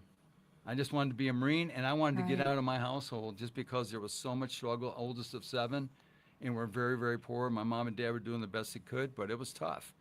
And till I sat in that seat at Save a Warrior in 2018 and saw the real thing underneath the thing, it changed everything for me. And like I said, I spent almost 8 years working with that incredible organization, and it changed my life. And we're going to do some of that work with the art Absolutely. at there in probably 27 or 28 once we get up to a 3-day experience. And we're going to make a difference in people's lives, from warriors, first responders, and also You already civilians with have. trauma. You already have made a difference, and you'll No, continue well, thank making a you. difference. Thank you. You have made a difference, and that's what we're doing. We're celebrating the arts and healing. This is a community event celebrating arts and healing that's benefiting Warrior Storyfield and Djembe Orchestra. It's an amazing, amazing organization. It sounds it, and I'm getting excited, and, just touching off, how you told me that, your family was like poor and stuff. Like, my family was poor. There were people griping and when I was in like basic, griping about like the food and stuff, and like I thought it was luxury because I got my first omelet. I'm like, shit. Well, I think it goes back to, we touched on this before Brad came back, how I was talking about the silent generation and the GI generation. And again, I will say it because my daddy, these are my people, two of the most beautiful generations in the world. Okay, especially that GI generation sacrificed so much for us. But those are the people who were raising us. Those are the people who went through the Depression. Those are the people who went through things that we cannot imagine as Americans because we haven't experienced those things. So we grew up with these ideologies and these expectations that were beyond anything that we can do as human beings. Yeah. Well, hey, we're running out of time because we got our next segment of the tribute to the troops. But before we go, it is that time. It is your time to shine.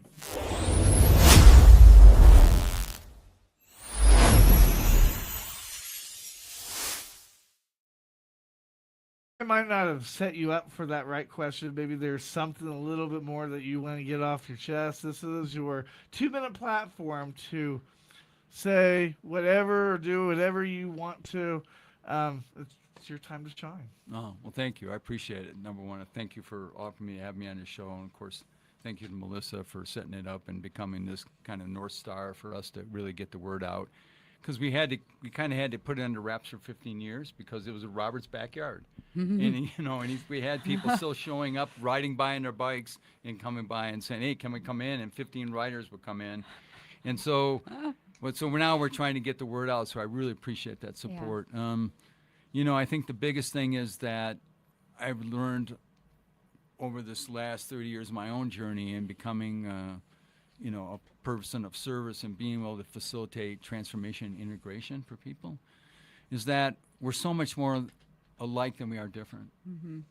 And, it's this thing about we get separated and whatever you want to call it, what's going on in the country. But I think there's some things that we really pull us together. And I think that's the two things that Brene Brown says are most powerful. What we're really hardwired for is struggle and connection. Yeah, it's true. And so, I think where we can come back and realize that life's a full contact sport sometimes, and it's a struggle. We all struggle. Mm-hmm. And we also struggle with this thing called multi-generational trauma. Absolutely. It's been handed down generation to generation, 7 years back at least, and it's just unknowingly we take it as little ones out of love, and they unfortunately give it with love because they were doing the best they could with their thinking too. Especially with all that development happens as little boys and little girls. So, I just want to be able to, I think the story field and what we're trying to do can offer, along with great organizations like Save a Warrior and Boulder Crest and, that are out there really doing a really powerful thing working with complex PTS. But I think this ability to use art and being able to know that all of us are artists, it's all buried inside. It's just covered up some thinking, some beliefs, and whatever. And so, I think what we need is community and art and finding a way to integrate. And so that's it. Well, when I was in high school, my art teacher, he had two sayings. One was, pretty, hey, clean up city, let's make it pretty. But the other one, he had the sign on his door, and I really believe in it, and it says, in life, you succeed whatever your art desires. There you go. That's right. So I appreciate you coming in, Brad. I really do. Honored and humbled. Thank you. Hey, you got MBR support. Me and MJ is going to be working it, Thank you so much. Just use me as a vessel. There's a reason why God connected me with you. So Same. let's continue this journey together. We're gonna have a tent out there on the. We're gonna have the radio set up out there. I've already said most that. definitely. I want a radio set up. Most definitely, and we'll have TV and everything. Hey, everybody! I would love to keep on talking, but we have to do the tribute to the troops. So whatever you do, when we come back. We're going to go to tribute to the troops. When we come back, we'll be hitting the final thoughts. But before the final thoughts, since Amber's not here, we're not doing Factor Cap. We're going to get the sports update from HG when we come back because he didn't have a show Wednesday. And there's a lot of sports that happen. So if you're a sports fan, stay with us. Don't go away. You're listening to the show, the highlights, all the nonprofit programs out there beyond the VA. You're listening to the H-Train Show right here on the station that's letting our veterans' voices be heard, MBR. Stay with us. Detail attention.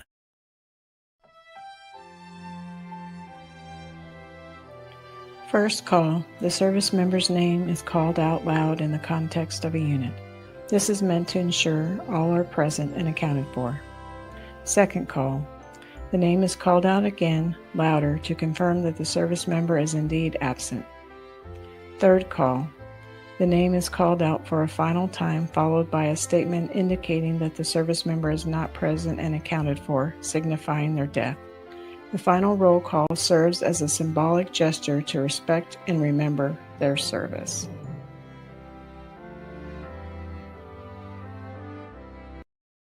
Sir, I don't know how to tell the story. Well, you got to, Joe. You tell the people what these men did here. You tell them how my troopers died.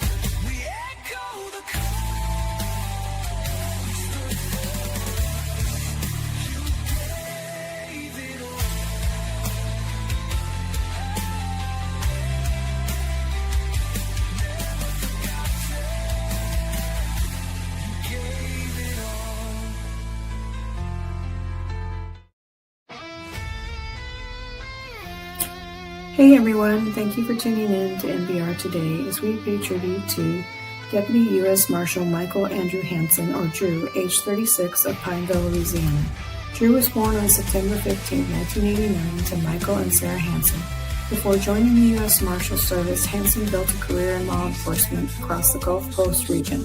He served with the Ocean Springs, Mississippi Police Department, the Mississippi Department of Transportation, and the Gulfport Police Department.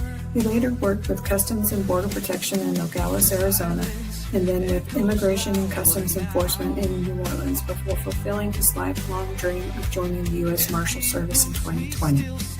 Deputy U.S. Marshal Drew Hansen was shot and killed while serving an arrest warrant for a fugitive on Rutland Road in Alexandria, Louisiana. On July 13, 2026, around 3 p.m., members of the U.S. Marshals Violent Offender Task Force and deputies with the Rapids Parish Sheriff's Office were attempting to arrest a man wanted for sexual battery. When deputies entered the home, they found the suspect barricaded in a bedroom. He fired at officers, striking Deputy Marshal Hansen. The suspect, who had failed to appear in court, was apprehended after a 3-hour standoff. He has been charged with murder. Hansen served boldly, loved deeply, and lived with a faith and character that inspired everyone around him. His colleagues, friends, and community remember not just the hero, but the gentle soul behind the badge. The man who made people feel welcome, the man who showed up for others, the man who embodied courage and kindness in equal measure. Drew is survived by his wife, Natalie, children Cole and Sadie, and his parents, Michael and Sarah, extended family, and his brothers and sisters in arms. We here at NBR would like to thank you, Deputy U.S. Marshal Michael Andrew Hansen, for your service and dedication to our country. You leave a legacy of love and courage, and our prayers are with your family, friends, and those who served alongside you. You are truly missed.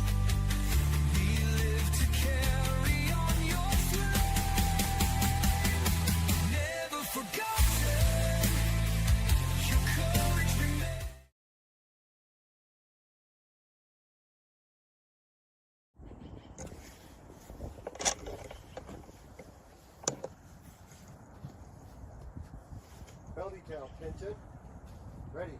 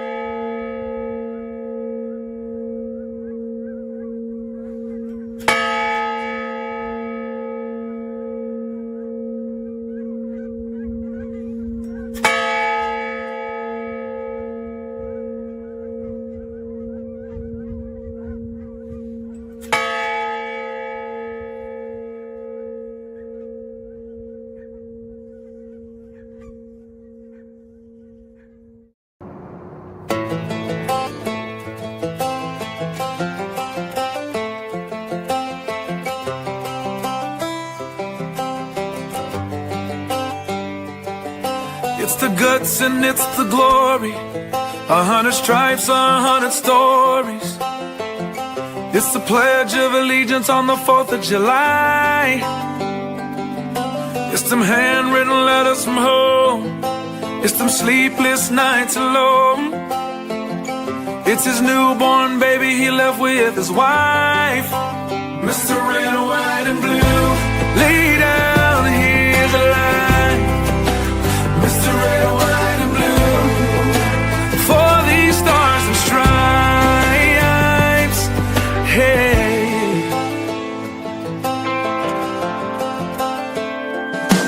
From the fields of Indiana to the swamps of Louisiana, to the golden coast of California, Uncle Sam's the only family he's got. His purple heartbeat won't stop, and his 18th birthday was the day he was born. Mr. Red, White, and Blue, lay down, here's the light. Mr. Red, White, and Blue, for these stars and stripes. Mr. Red, White, and Blue, stand on the front line. Mr. Red, White, and Blue, pay the ultimate price. Oh.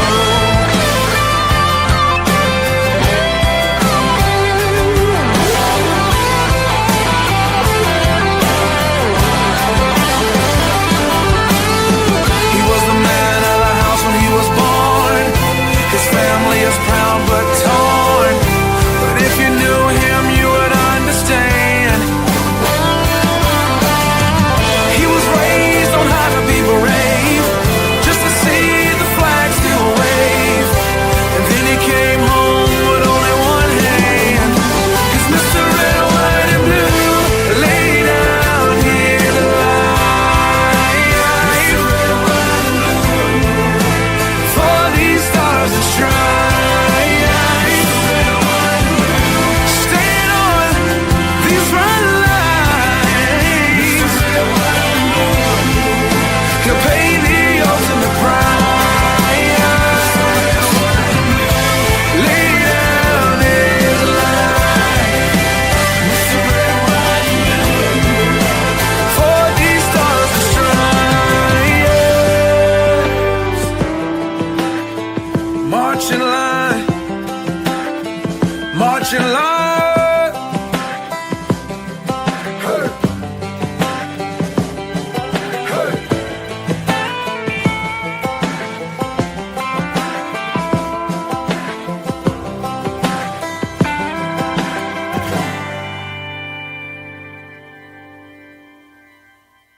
Every setback is just a setup for a comeback. Keep quacking forward.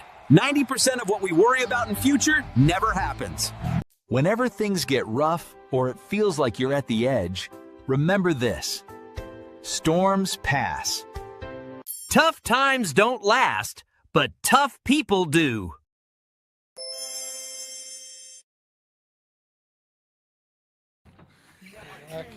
All right, ladies and gentlemen, we are back. Once again, if you didn't know, we're on the Red Friday, July 31st, here on the H Train Show, where our only mission here is to show our men and women in uniform all over the world that there are more programs out there beyond the VA. My name's H Train, and my guest co-host is MJ, and man, has this show went fast. Man, has it went fast. It did. It was fast. Yes, and you know, I don't know if you've had radio experience before, but I think you've knocked it out of the ballpark today. Well, thank you. I've never been on the radio before. I have done some interviews and things like that for other fundraising events on television, but no. Huh? Thank you. I appreciate it. It was fun. I've had fun. I love it. Yeah, this was lots of fun. You know, and hey, what we'll find out next week if you want to come back or if you don't want to come back. I can come back next Friday and it's- co-host with you. Yeah, it's Sure. totally up to you. And you know, I think what you and Brad are doing is amazing. And I even talked to Brad. Might even have a segment on here That would be that's kind of great. like sponsored by kind of let people know, hey, this is going on because you guys are doing exactly what I'm trying to do with MBR. So next Friday, I have an appointment already, but I can come back the following Friday. Okay. Yeah, I just thought of it because next Friday would be the 7th, I believe, right? Yeah, the next day is my 52nd birthday, too, on the 8th. And that's totally okay. Our next Friday we will be having the Butterfly Pavilion. Oh, stop. Yes. I'm missing the butterflies. Butterfly Oh, my Pavilion, goodness. yeah. That's my favorite. I have a butterfly from Warrior Storyfield, a welded butterfly. Oh, wow. I saw it, and Robert gave it to me because that reminds me of my grandmother. Oh, Look at that. man. That's an angel sign. We were just talking about souls. Well, before we go into our next segment, which usually is Factor Cap, but instead of us going through that, what we're going to do is we're just going to kind of retract. Stupid light. Lighting issues. I'm sorry. It's okay. dead. You're good, man. I totally get it. If they're I just totally get listening it. and not watching, they don't know. But I got a little carried away with the analogy with the Richard Starr Act, and I forgot because HG didn't have a sports thing Wednesday. I made him draw up a sports segment thing for 5 minutes. So HG, we gotta hear about it. We're gonna do the it is that time. It is till the final time out. HG edition. All right. Now let's get into it. So I got the breakdown for you what's going on across the different sports things. We'll start in the WNBA. There was a little wager made between Angel Reese and Paige Beckers during a practice before the All-Star game regarding one of their upcoming matchups post All-Star break. Basically, it was just a cash wager between the two players. Whoever won got $400. The league did find out about that. There won't be any disciplinary action, though, for either players, seeing as it wasn't done through any gambling service or sports book like that. Okay. Just a verbal contract. But they did get a very stern warning about it. And then another news in that league, Asia Wilson is just running away with the MVP race at minus 400 odds, averaging 26, 10, and 3 with 4 stocks a game. Second-year player Paige Beckers and rookie Olivia Miles in second and third place, respectively, at plus 800 and plus 900 odds.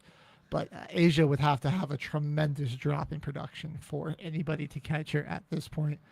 Looking like she's going to secure her 5th MVP. In MLB news, the Mets have begun selling. They've just traded reliever A.J. Minter to the Twins, so this will probably be one of the first moves of many that the Mets make before the deadline. Spent a lot of money on that roster, and they are just at the bottom of their respective division, really struggling to win games, so it's time to sell and blow up the team and try to rebuild from there. The Atlanta Braves have emerged as the favorites to land Tyreek Skubal, the highly sought-after pitcher. The Detroit Tigers season not really going the way they thought, so the ace pitcher is a very highly sought-after commodity. The Braves, a team looking to stay ahead of a surging Phillies team in their respective division. The AL East has a very intense 3-team race heating up between the Tampa Bay Rays, New York Yankees, and Boston Red Sox. Keep an eye on that one. That could really go any way as we come down the final stretch of the season. And we have the Chicago Cubs picking up steam, putting a lot of pressure on the Milwaukee Brewers. Flipping over to the NBA, we're in the offseason, but we have a lot of news to cover. This is what I'm sure everybody's heard of, but LeBron James joining the Philadelphia 76ers. For I thought he was going to join the Nuggets. Damn. Okay. Yeah, will likely be his final hurrah on a 2-year, $8 million deal. For the first time in 5 years, the NBA will not host any NBA preseason games in the Middle East due to the ongoing war with Iran and other conflicts in the region. The Kawhi Leonard saga and drama with the aspirations and the Clippers circumventing the salary cap continues. Pablo Torre dropping more bombshell information Kawhi was secretly an investor with a USL team, the Rhode Island Football Club, as well. Go check out Pablo Finds Out. Fantastic podcast if you want to do more. Okay. The best investigative sports journalist out there. But the inquiry and NBA investigation of this is likely going to drag into 2027. For some more local sports news, the Denver Nuggets have matched the Oklahoma City Thunder's offer on restricted free agent Spencer Jones. But that does make them the only team in the league to enter the second apron, making things difficult as they try to get another contract worked out with their young star player, Peyton Watson, who they have offered a $70 million contract to. But now the door seems more open for Watson to be picked up by another team in a sign and trade deal. And then with the NFL season just about a month away, we've got some news from training camp that's gotten underway. The 49ers did re-sign Deebo Samuel. He's returning to San Francisco on a one-year deal. A small nugget of good news, I guess, amid a laundry list of injuries that have already started to pile up for the 49ers, including their head coach who got a concussion when he was in a car accident. And they're going through a rough time because, if I'm not mistaken, one of the coaches, Kyle Shanahan, their head coach. Well, no, one of the coaches, his son shot his. That was Chiefs offensive coordinator Eric Bieniemy. Okay. His son did shot his wife, and he had to leave training camp to go see her. Yes, that was another That's horrible. Yeah, it sad is. story. There's still an investigation going on why he did that, but it might have been a mental health crisis. We're uncertain. The Carolina Panthers, also another team having a rough training camp. They just lost second-year linebacker and rookie wide receiver. They lost second-year linebacker Nick Scorton and rookie wide receiver Chris Brazzell have both suffered season-ending knee injuries. So tough day to be a Panthers fan. And their division rival, the New Orleans Saints, just signed their star receiver Chris Olave to a new 4-year, $132 million extension. I got some Bronco training camp updates. The Waddle to Knicks connection looking very good. Pat Bryant, second-year wide receiver, showing out. Jonathan Cooper is practicing despite his ongoing investigation. But that does bode a good sign that with all of his legal issues. And Sean Payton says that the expectation in the building is championship, and that is what the team's training for. And one little final bit of news, CBS analyst and former NFL quarterback Tony Romo placed on leave following his DUI arrest in Wisconsin. Yeah, I saw that. I saw that. He looked great. He told the police officer he was going to Grandma and Grandpa's house, and everybody's like, Grandma and Grandpa's house? This is Grandma and Grandpa's dead. I'm like, have you never lied to the police before? Come on, man. It was so funny when he said, did I pass the test? Oh, I guess I didn't. Because she said turn around. That was so funny. I loved it. He did not do bad. And I got to say shout out to my Saints and Sean Payton because, I'm from New Orleans. Who dat, baby? Go Sean. He's going to bring us to a Super Bowl. Oh, man. All right, everybody. It is that time. It is the final thoughts. Ooh.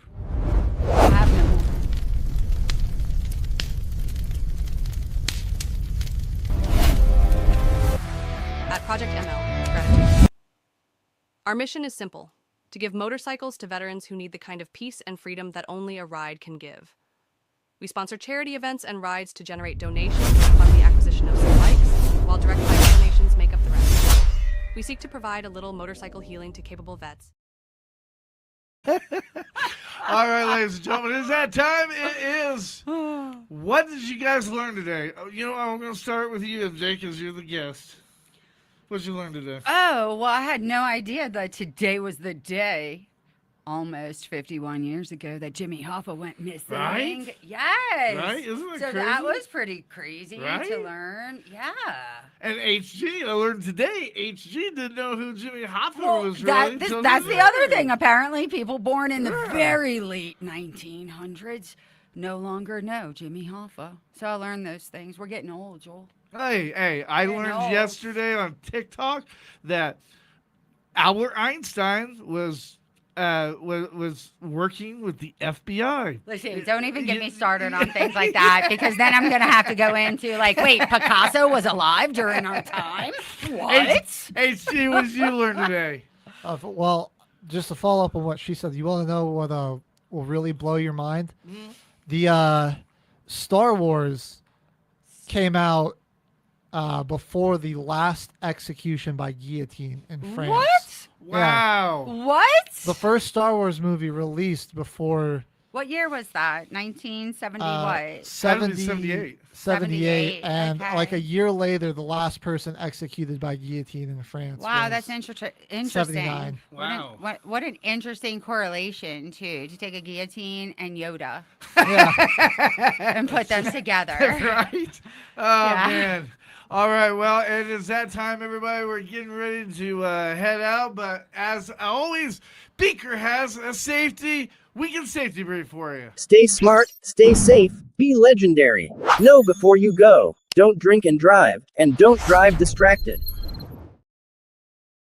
All right, so once again, everybody, we will be here next Friday. Come back with us, because we really, really, really appreciate you tuning in and listening to us. And MJ, thank you so much for being here. Thanks for having me, Joel. I had so much fun. Today was so great. Yeah. And for everybody else, we'll be back here same time, same bat channel as always. Next Friday, we're going to be talking with Hannah from the Butterfly Pavilion. So awesome. You'll want to tune in for that, because I hear she's eye candy as well. So, whatever you do, everybody, stay with us. Coming up next is Trucker Mouth, and then Man Talk 133. And remember, we're all here at MBR. We're here for you, not for us. And they all said, giving our veterans a voice. Have a good one, everybody. Bye-bye. Bye, everybody. Hi, I'm Beaker with Military Broadcast Radio TV. We're your virtual MWR, bringing veterans radio, podcasts, gaming, animation, 3D printing, and a community that never leaves you behind. Download our Roku or mobile app today. Wisdom to share if you listen this week, so pull up a chair and stay for a spell. We're heading down a trail where good stories dwell.